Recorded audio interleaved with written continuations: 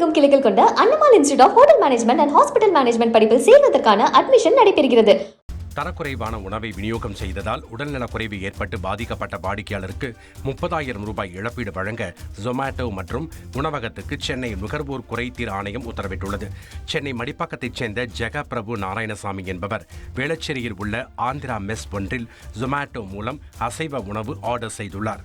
அந்த உணவை உட்கொண்ட பின்னர் ஜெகபிரபுவுக்கு மூச்சு திணறல், தலை சுற்றல் மற்றும் நெஞ்சடைப்பு உள்ளிட்ட உடல் உபாதை ஏற்பட்டுள்ளது.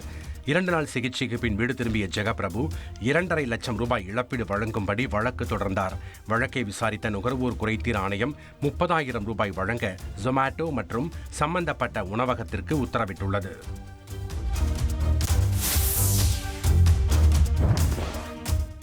கோவை வெள்ளியங்கிரி மலையில் 7 பக்தர்கள் சிக்கிக் கொண்டதாக சமூக ஊடகங்களில் பரவும் தகவல் முற்றிலும் தவறானது என கோவை மாவட்ட வனத்துறை திட்டவட்டமாக மறுத்துள்ளது. மழை காரணமாக ரெட் அலர்ட் விடுக்கப்பட்டுள்ள நிலையில் மலை ஏறுவதற்கு தடை விதிக்கப்பட்டுள்ளதாகவும் ஏற்கனவே மலையேறிய பக்தர்கள் பத்திரமாக மீட்கப்பட்டு வருவதாகவும் வனத்துறை தெரிவித்துள்ளது. அதிகாரப்பூர்வ தகவல்களை மட்டுமே நம்புமாறும் பொதுமக்களை கேட்டுக் கொண்டுள்ளது.